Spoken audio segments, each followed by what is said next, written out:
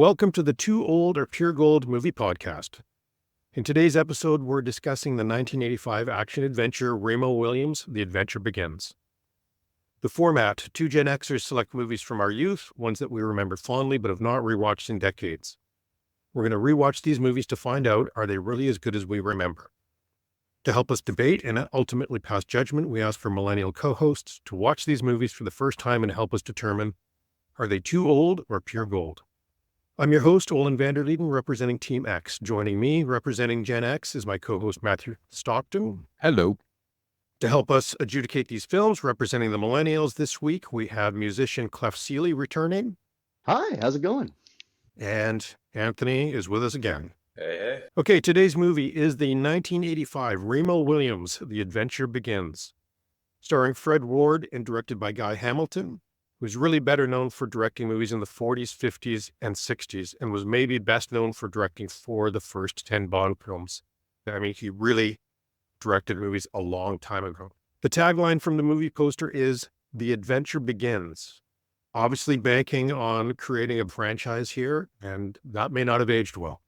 IMDb describes the movie as, an officially dead cop is trained to be an extraordinary, unique assassin in the service of the U.S. president. Before we get into this movie, for those of you audience that may not have seen this movie, I asked my 92-year-old dad to watch the movie and explain the plot of Remo Williams. Remo Williams, an interesting plot. It took me some time to really get used to it, but Remo Williams started out as a New York cop. He was a tough cop. So he sees some guys trying to beat up somebody. So he drives up in his cruiser and he takes care of both of them. They knock him over the head with big pieces of wood, metal bars, you name it. I thought that killed him, but apparently not. So he sits in his car and he says, okay, that's well done. And while he's relaxing there, they come up with a truck and they push him into the Hudson River. By now, he should be drowning. I think he drowned. He was dead. He dead again. But no. Next, we find him in the hospital. And he wakes up and he looks in the mirror and he said, "What did you do to me? Oh, we fixed you up. We gave you a better face and we gave you a better name. You are now Remo Williams. Hello, Remo. And we have a plan for you. You are going to be a special agent for an organization that have to beat criminals on behalf of the president. But we are going to train you, and this is a key part of the story. There is a martial arts master, and he sits there on the floor, and he's supposed to be Korean. So this is an interesting story because they had to make up this guy to look like a Korean. He trains this guy to do the most amazing things. For example, if somebody shoots at him, he is trained to avoid the bullets. He learns to walk on water. Where did I hear that before? Walk on water, walk on concrete. And they see him run over the concrete and just tippy toes over it. And he's followed by some of the criminals and they sink right into the concrete and disappear forever. He learns to balance high up in the air. For example, the Statue of Liberty is under repair. You see them with the enemy high up in that situation. He wins in this fight. But the fun ending is that the martial arts instructor, who is very, very tough with them, he is very proud of his student. And he says, "Son," and then you see the son and the master walk out with son, and that's the end of the movie. Okay, so I find it interesting that in his description of the plot, my dad talked for 5 minutes about the training montage and then said he won his fight to describe the conclusion. So maybe that speaks to the coherence of the story a little bit.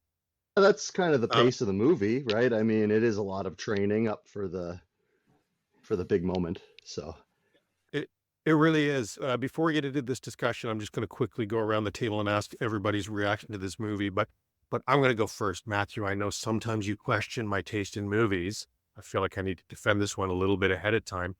What I'll say is I really was excited to do this movie because for me, this is great characters.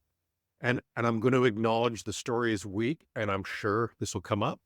But to me, great characters. And how can you not talk about Chung when you're talking about movies in the 80s? Yeah, it's a fantastic character. Matthew, what did you think of the movie? So the first thing is the one thing I can't get over is Joel Grey being cast as Chung, which is really an eyebrow-raising exercise in cultural insensitivity. And in fact, we should have even known better in 1985. And I think, by a decision that should never have left the boardroom of take a white guy and put him in yellowface with like really bad makeup. It was just the wrong decision even back then. And I actually think that the really bad makeup and him trying to act Korean made it seem to me like Remo Williams was taking directions from a statue, right? So that was really bad. I just have to say one thing. I find Fred Ward extraordinarily sexy in this movie. He's a sexy man, and how can he not be John Berthnell's daddy? John Berthnell from The Punisher. Like, if you look side by side, he could be his son. You're Incredible. absolutely right. But they're not related. And I just wow. And I actually looked up, is this the guy's dad? Right? So sexy lead character really helped. And I think Olen, aficionados of the B movie, i.e. Olen, would love this movie. I have to say it was, it was ridiculous, but it somehow turns around to be delightful and fun, right? So it was a bad movie, but so bad I like it, and it was delightful and fun. The only thing I really didn't like was the casting of a Jewish white man for a Korean man. And we'll talk about that. But Matthew, I'm really glad to hear you say the fun part, because for me, that's what this movie was. And I actually think it could have been a lot better, but fun. Eric, what's your initial take on the movie? Yeah.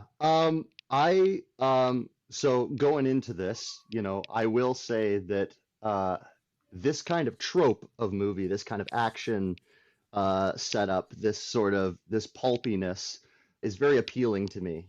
I find that aesthetic very easy to grasp. I like the sort of light banter. I can suspend my belief. So, stuff like, willing to accept the premise of the New York cop, the mysterious death and getting brought into all of this stuff, and the wasn't so mysterious. That's all fine. I'm willing to live in the fever dream of the movie. And I love that sort of DNA. I see that even in a John Wick movie in this day and age, right? This kind of over the top, suspend your belief sort of thing. So yeah, I also enjoyed the movie. And also, by the way, the music really stood out to me, as a huge in this movie. The music is excellent throughout this movie. But it's just this yellowface thing. I mean, in the exact same way, I was watching the movie the whole way through, thinking to myself, okay, it's taking this tone, it's trying to be a little tongue in cheek, a little bit pulpy, but it's this yellowface thing is just totally not the tone at all. It's just completely. It wasn't needed, was it? Right? It's completely unnecessary. It's almost shoehorned into the premise of the movie. Yeah. If anything, it's like they were trying to find a way to carry the vehicle of this yellowface. And kind of at the beginning, in the initial meeting scene, I thought okay, so this is going to be kind of like a one-off, kind of a side character. But then the whole cell was these two are a dynamic duo, an odd couple thing. Yeah. And it was they were really trying to establish the the franchise that was going to be Remo Williams, this kind of New York tough guy, and Chung, this white man in yellowface playing a Korean grandmaster. And by the way, just random overt racism towards Koreans for absolutely no reason whatsoever. I didn't get the tone of that part at all. And so the fun of the movie it is a fun movie, but it's like you just find yourself sitting there going, "What the actual crap? Why?" The only worse example of this was Mickey Rooney playing a Japanese guy in Breakfast at Tiffany. No, that stood out to me as the comparison. That to me was like, Yeah, okay, so it's this, but even at least in that Breakfast with Tiffany's, that was still Mickey Rooney as like this aside kind of comic relief. In the case of this movie, Joel, it's a main he's a character. main Yeah. character. He's a definitive part to the plot, and he won awards for this. Oh God, and there were so many Asian actors that could have There played are it, so even if many. they weren't Korean, right? Even if they weren't Korean, at least they were Asian, Like, right? didn't Karate Kid come out like right around this time as well? Like, with Pat Morita. So this is exactly right around the Karate Kid. I can't remember if it's 1 year ahead or 1 year after. I will say, even in Karate Kid, Pat Morita's accent in that, I mean, he was completely American. And when he was on Happy Days, he had no accent whatsoever. And even in Karate Kid, his accent's a little offensive. But yeah, I totally get it. Just one of the things that fascinates me about this movie is the choice that they made to cast an old song and dance white guy as a Korean. They obviously they had Korean actors at this time that can do this type of movie, and Korean actors that know martial arts for that matter. Not only is he white, but he knows no martial arts whatsoever. He knows how to sing and dance. It was an amazing choice. a total statue of a character, and yeah, you just sit there going, why? Like, why? Yeah. But just a couple more things to say about that choice. So, I feel like, Matthew, you said it, I feel like people should have known better in the 80s. In the 70s, I mean, we know in the 70s they have lots of movies where they have Indians in movies that are played by white guys when there were many capable Indian actors that could have done the roles. It was a thing in the 70s, but I thought by the 80s we learned, but I guess we didn't. But just a piece of trivia I want to throw in here right now. Joel Grey was nominated for a Best Supporting Actor role at the Golden Globes for this role. That's incredible. Because I mean, I thought it wasn't a good movie. It was entertaining.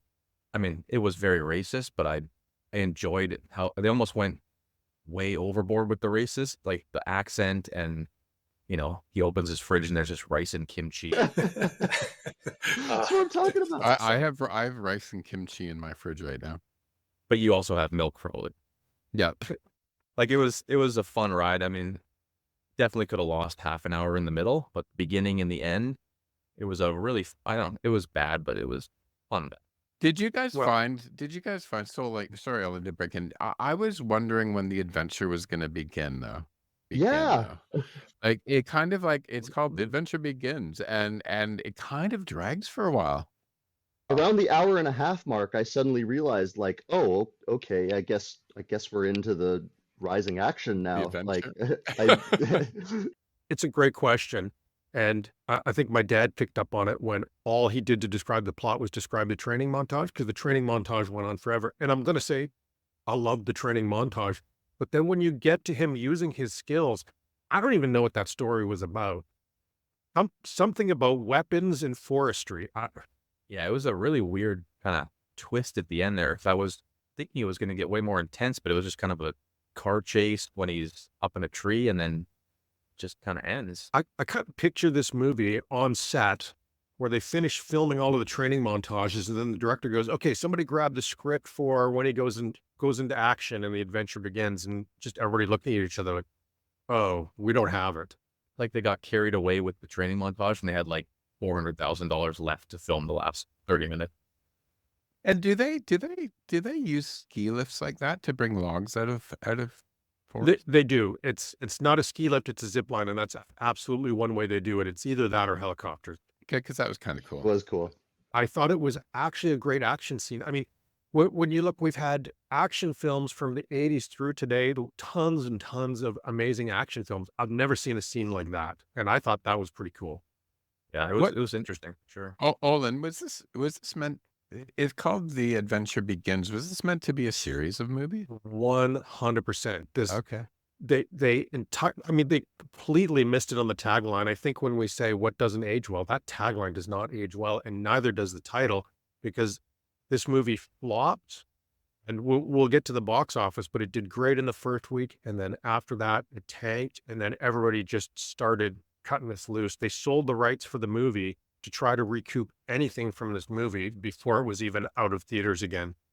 And I think they actually have a great set of characters here. This would have been a really fun movie series, I think, if he had actually begun his adventure and had done a few adventures. And even though the Chung character is racist, I think it's kind of a fun character. I mean, if you plugged, think modern day, if you plugged any of our, martial artists that have a sense of humor in there, like Jackie Chan would be perfect in this if you made it Chinese instead of Korean. Even like a Ken Jeong, who obviously probably doesn't know nearly enough about martial arts, but just that comedic timing, because I really did like Chung's character with his snarky comments and his abuse of the cop.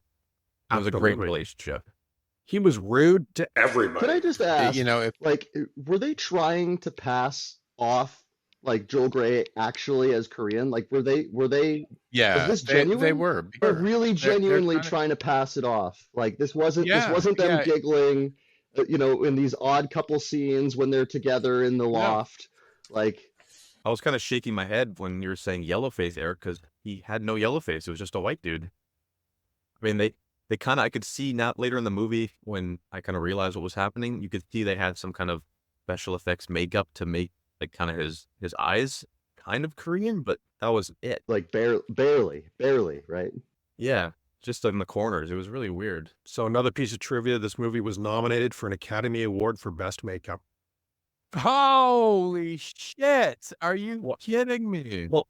Well, they did change Remo Williams' face by just shaving his mustache. So I know. It was good makeup. I love that. Thank you for raising that. I love that point where his facelift is just shaving his mustache, which, again, you guys know how I love my 80s mustaches.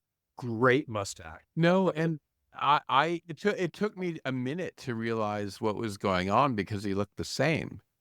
Yeah.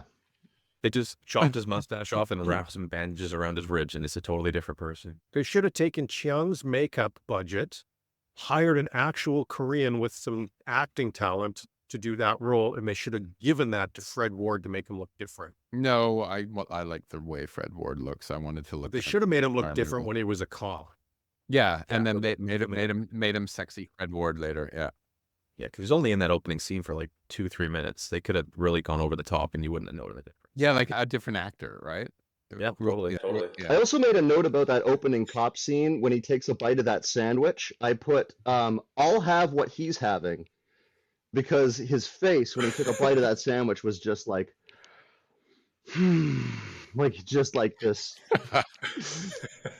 That's acting. We've all been there. You don't get that if you don't have Fred Ward in the movie. I was fantasizing that's what he'd look like in bed with me.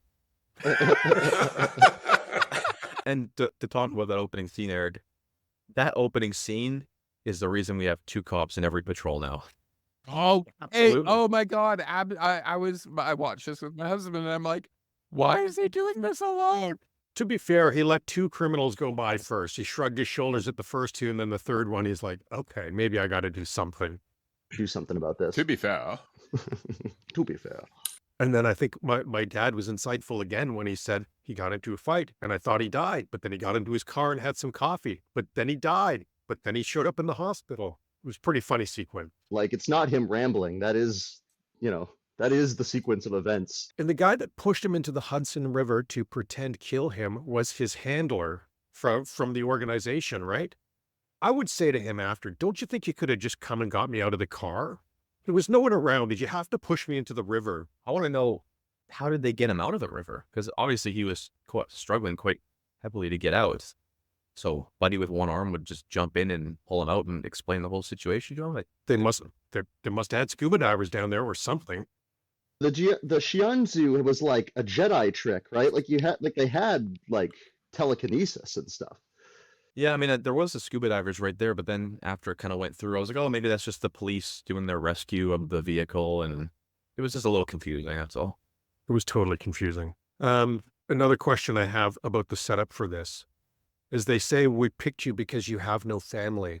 Why do they always say just because you don't have family, you should be willing to die for your country? That's true. It's a thing to live for. It's absurd. Just it's it's easier to tell the story from where it begins if you've got no backstory, if you've got no like preconceived notions. It's like it's like a blank slate hero. It's sort of like in a horror movie, making sure that nobody's mobile phones are working. Oh, definitely, It just definitely. it clears the path for the adventure. I don't know about you guys, but personally, if I was in Remo Williams' shoes and someone tried to kill me and then kidnap me and explain to me that I had to do something or they were going to kill me for real And shave your mustache. and steal my amazing mustache, I would be much more likely to join their shadow organization if they just came to me and told me that I was really good and they wanted me to help them. I agree. How about a nice job offer? Yeah, give me a pension, How about a signing bonus? some stock options, and we're in. I agree. Well, okay, so I have to say, I love the training montage in this. I think that Fred Ward should have been an action star for this. I mean, I think they took a slightly unlikely character to be an action star here, and I think if it had continued, I think he would have been great. Matthew, I totally agree with you. I think I was thinking Fred Ward must have been super disappointed with how the movie came out, because I think he could have been a good action star for lots of things, and I think after this he just didn't get the work again for it, right? Well, we see him again in future in Tremors, and that's a movie we should do as well. I mean, he was great in Tremors. He carried that movie and the 25 sequels that it had. Yeah, I like Tremors except for Reba McEntire. I hate that woman with a passion. We know. We listen to Dark Poutine, we know. Okay, so Anthony, I have a construction question for you. Is it that easy to hire construction workers to murder somebody Yes. on a job site? Yes. Most people will do it for a slight raise. It didn't look like a big wad of cat. No, just beer money and It was just for fun. Oh, You're in. Anthony, can I ask you a construction question? absolutely. When he runs across the cement and he just leaves footprints and the other guy goes in, is cement usually that deep so he'd sink down over his head? I don't really do any concrete work, but I know to pour that thick, you're putting a ton of rebar in it. It's never going to be that soupy. That would take about 10 years to cure. Okay, good. Unless I think New York has a history of burying bodies in concrete, so maybe that was the specific purpose of it. That's definitely a coffin. Okay, my next question on this is how long was his training? About 45 minutes of movie time. Too long. 45 minutes of movie time. What did that represent? Was that 4 weeks, 4 years? Well, Chung did say in the beginning he's 15 years with him. I mean, as you say, Eric, I'm willing to suspend belief a little bit, but learning to walk on water, I would expect takes at least 6 weeks. You would think, Maybe 8. but I mean, lesson 22 was learning how to pleasure a woman by following her pulse. So, it's hard to tell what the order of any of these things are. I need that lesson. Well, he only demonstrated step 1 in the movie, and I tried it, and it was an epic fail. It did not work. I think you aren't suspending belief. I think you're suspending disbelief. Oh, is that what I'm doing? Yeah. So can we talk about favorite lines? Oh, let's jump right into it. Favorite lines. I've never had so many favorite line quotes for one of these. Okay, can I start with 2? Very beginning, when Remo Williams wakes up and says, "You better have a good reason for doing the plastic surgery on me," and McCleary says, "We did. You were ugly." That's a great line. And my other favorite line is when Chang says, "You move like a pregnant yak." Classic. It's a good one. What do you got, Anthony? I've got fresh out of the gate, suck wall, the criminal. And then Chung's in, out, like duck mating. And then speaky English, totally offensive. And then And with the offensive ones, I love when he says, "I'll show you chop sake."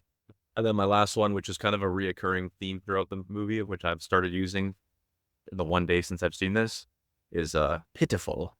That was good. Eric, anything you want to add? What was that line?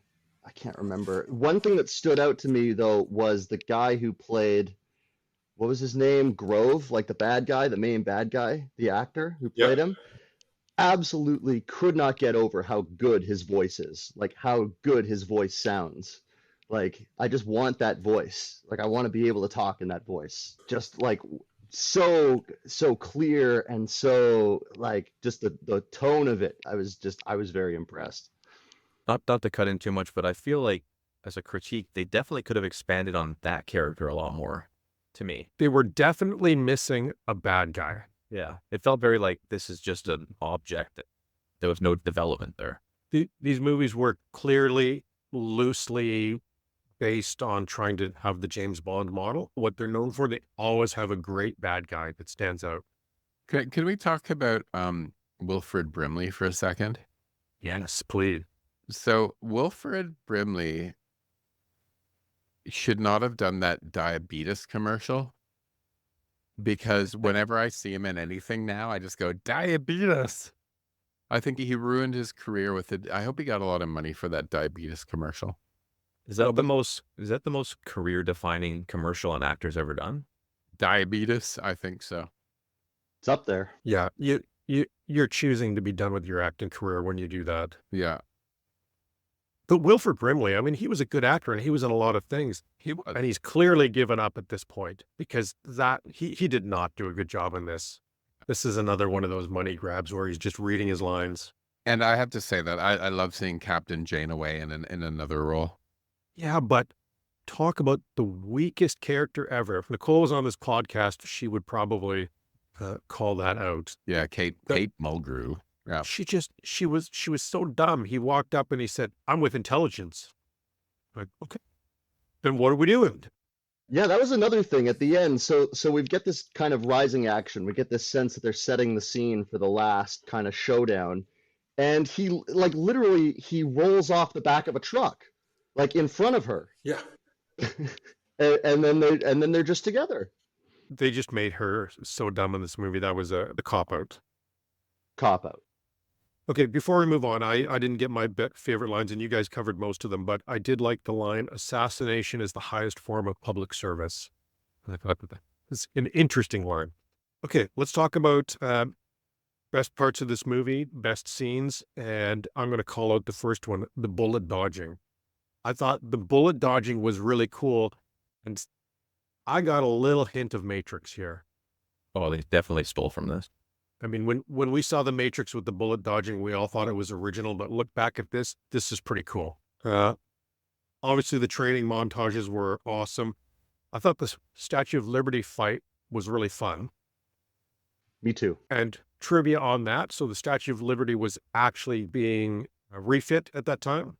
And so all of that scaffolding was there, and most of the filming was really done on it. They did make a scale model of the torch, so sort of that section of the Statue of Liberty for that scene. But other than that, it was actually filmed up there. So that was pretty cool. Interesting. Taking advantage of it, I guess. Any other favorite parts of this movie? I absolutely loved the Doberman scene. I thought that was a good comedic bit. That was so good. There was a moment where I was like, I hope these dogs are a problem for him for the rest of the movie. Like, Yeah, they definitely felt like the foil to Remo because it was really good comedy just with the dogs. I thought it was funnier than most parts of the whole movie. Yeah, I like Doberman as well. Yeah. A dog on a tightrope, that's a pretty cool trick. And I like when they both jumped up and grabbed the ladder and kind of wiggled their bodies to get it down. Eric, you called out the theme music. The underlying theme music was awesome for this. And then I have one more best part of this movie was Chewin's coat.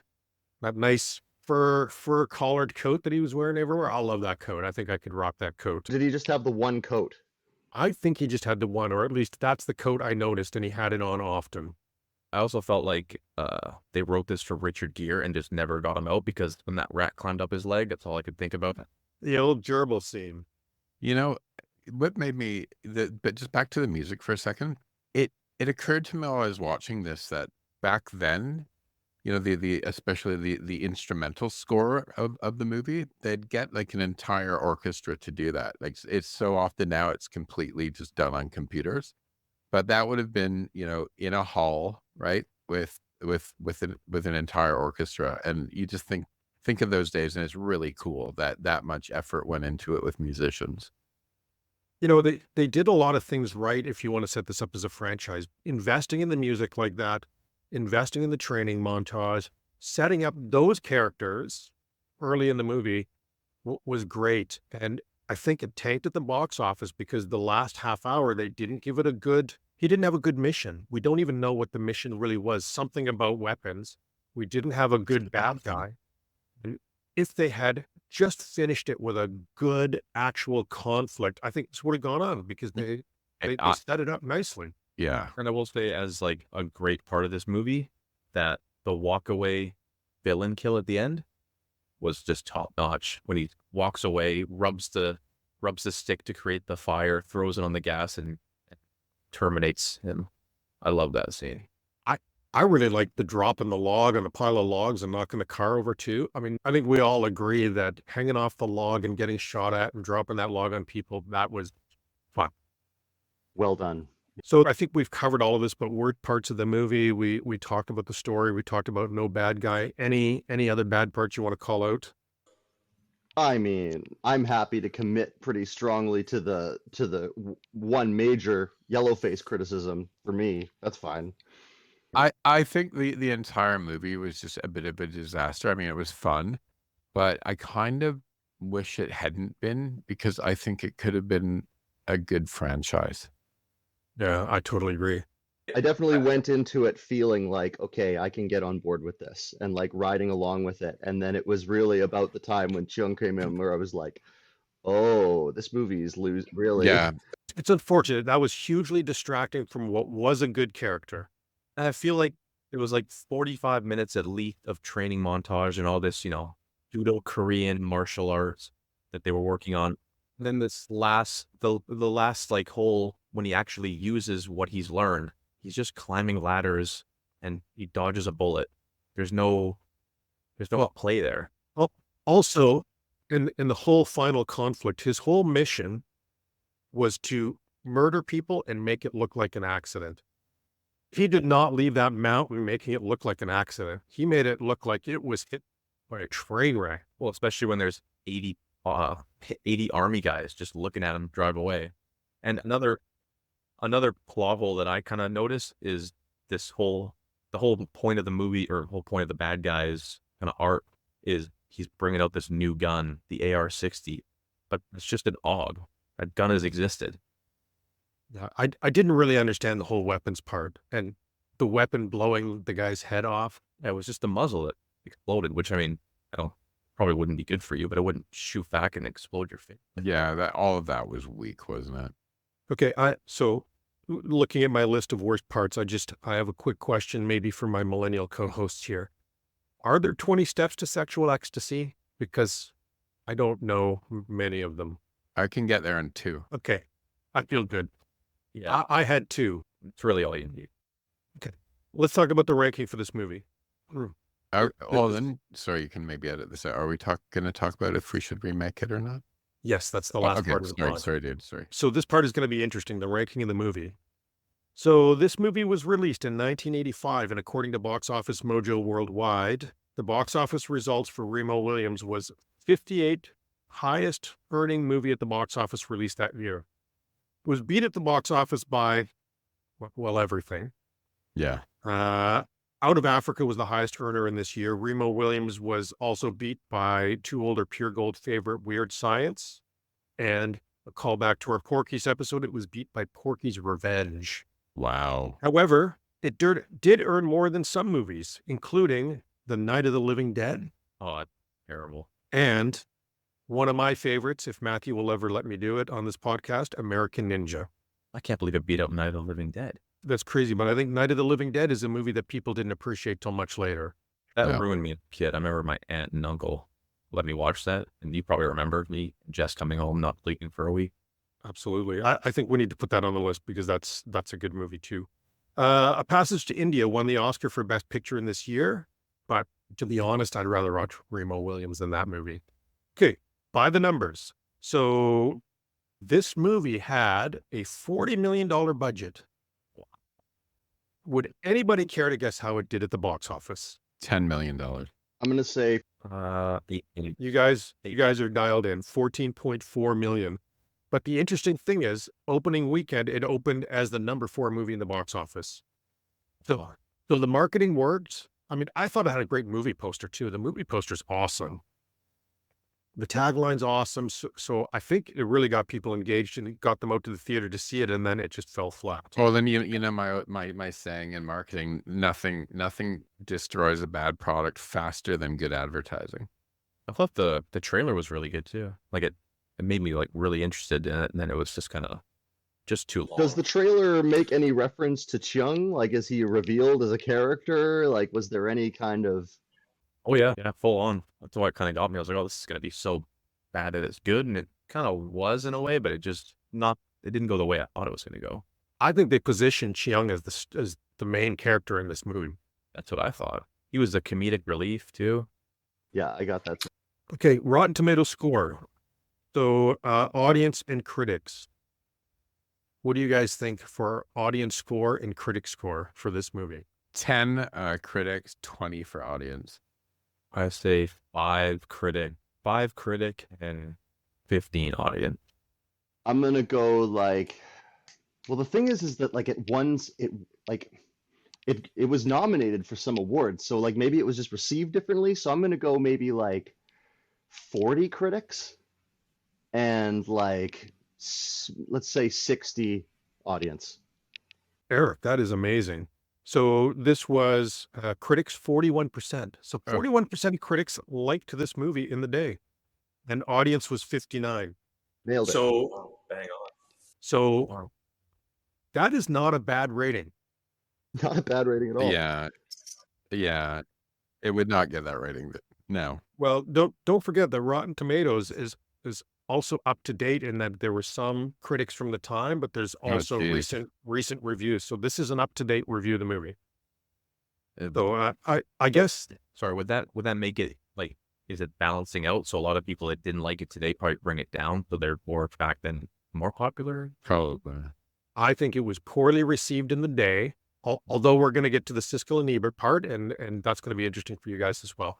But it was poorly received in the day, is my guess. I don't really remember. I remember seeing it, but I don't remember whether people liked it or not. I loved it at the time, but I had no interest in plot at that age.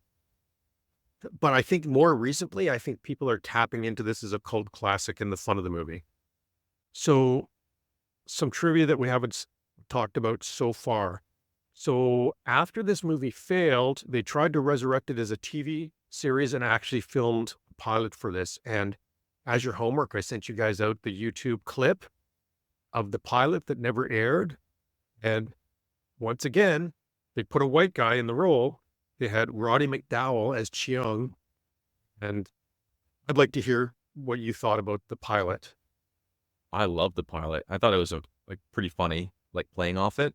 And one thing I don't know if you guys caught, I went down to the comments to see what people were saying, and it looks like there was books written about this, like a whole book series. Oh, no, the other way around. This is based on a book series called The Destroyer. And I haven't read the books, but from everything I read, it sounds like it was a pretty cool book series. And then that was the inspiration for this. And they decided to turn it into a whole series of movies that never happened.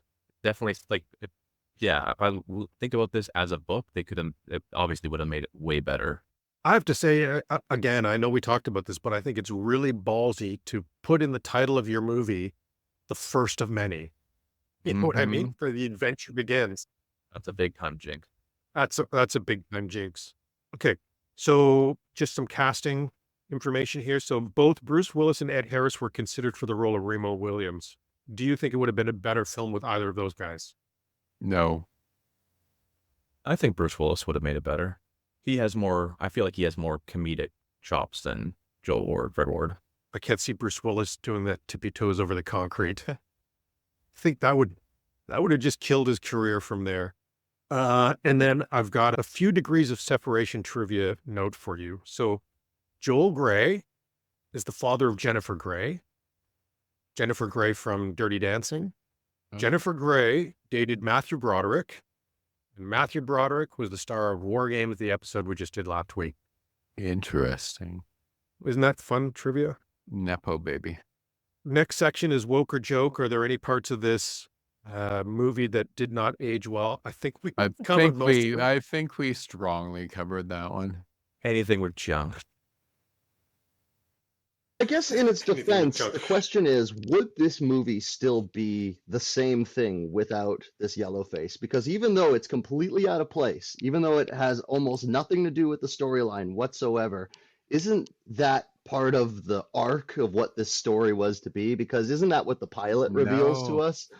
Isn't the pilot revealing I- to us that this character is this cop who's been trained as this special soldier, and then he's being trained by this guy in yellowface? Isn't that the story?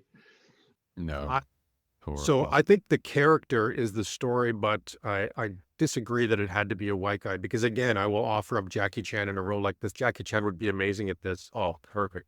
I have a better And one.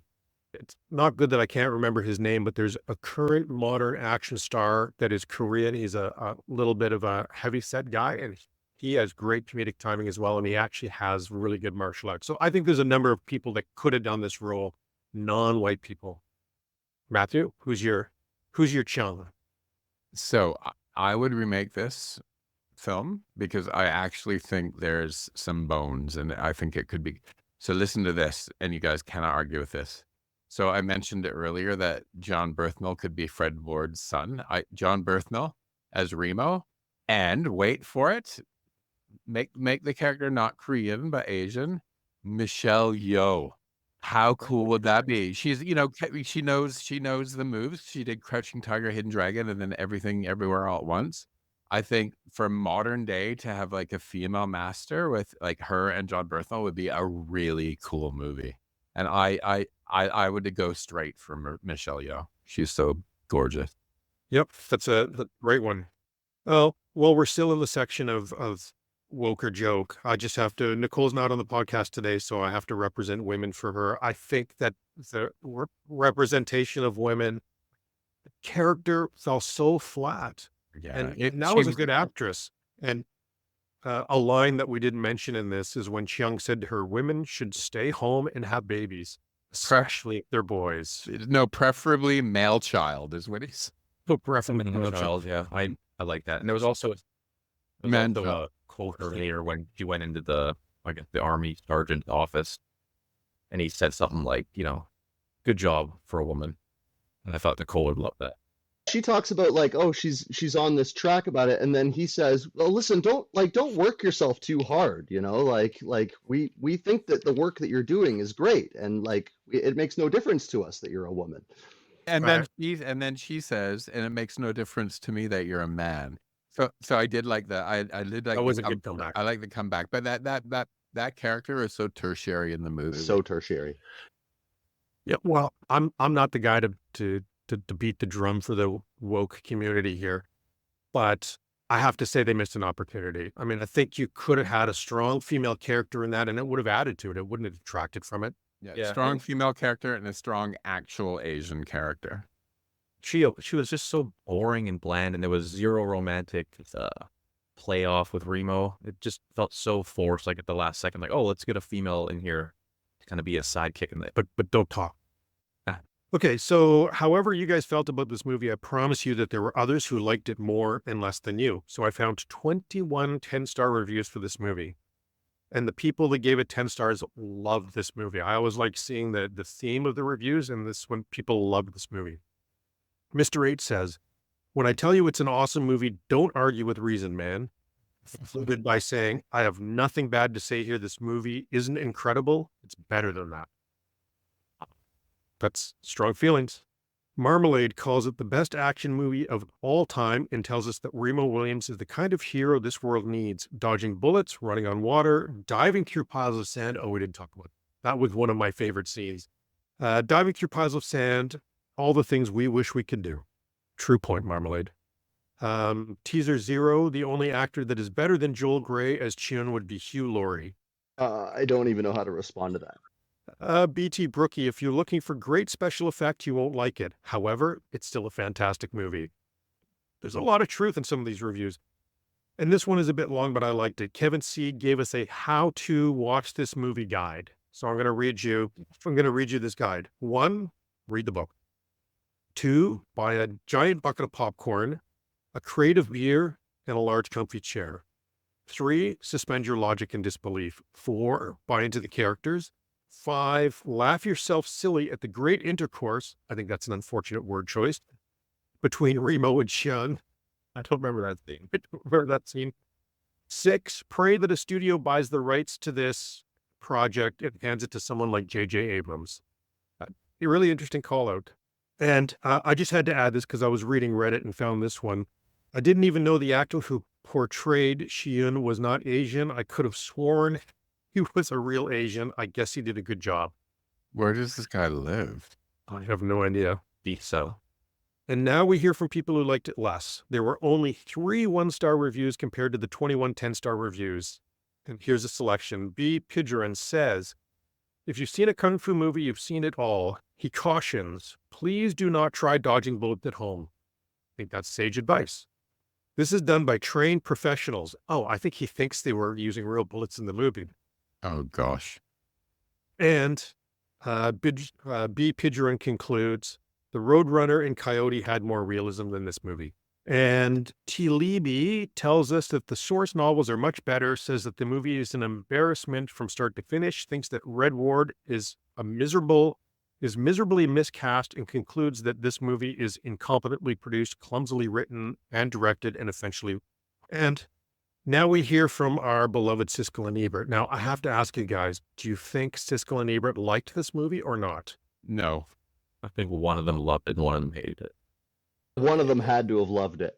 Gene Siskel says he likes the Remo character and liked his Korean trainer. He calls Joel Grey's performance superb.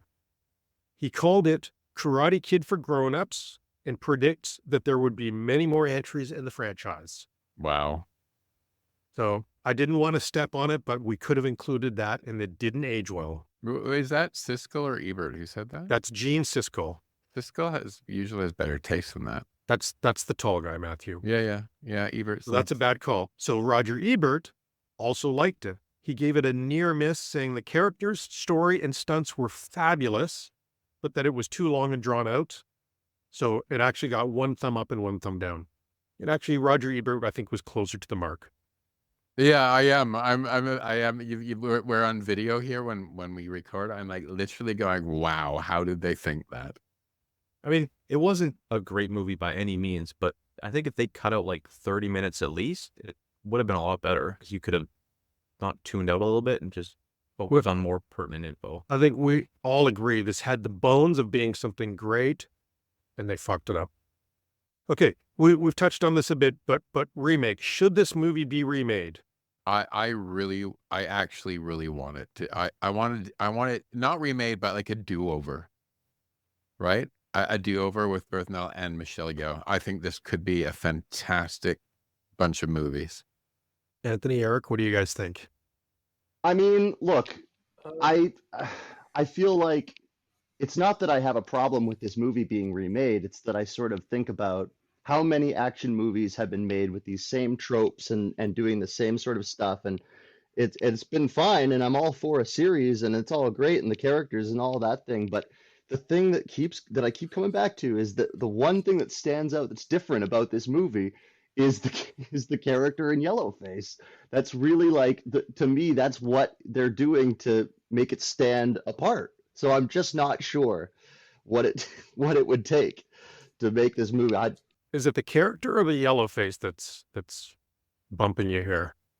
A bit of both. I don't know. I mean, there is something to be said about the character, the training character being somebody playing a stereotype or playing something that is like completely, out of place. Maybe like it could be like you could do it like a Miss Doubtfire as well, right? Like there's a lot of different ways that you could do that character who's the trainer being played by somebody who shouldn't necessarily be playing that character, doing character. You know what I mean? There's a lot of. Oh my God.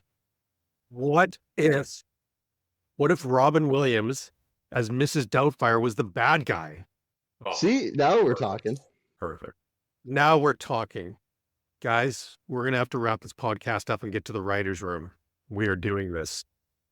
Okay, in doing my research, just one thing that I found related to the remake, I can't vouch for the accuracy, but Slash Films noted that Sony Pictures has recently picked up the rights to this, and is planning a new series with one of the producers from Breaking Bad. Interesting. For a movie or like an Amazon? They didn't say. They said series. Mhm. I felt like it was a movie series, but we don't know. But Who you knows? know, series these days on Netflix or Prime are almost like little mini movies, aren't they?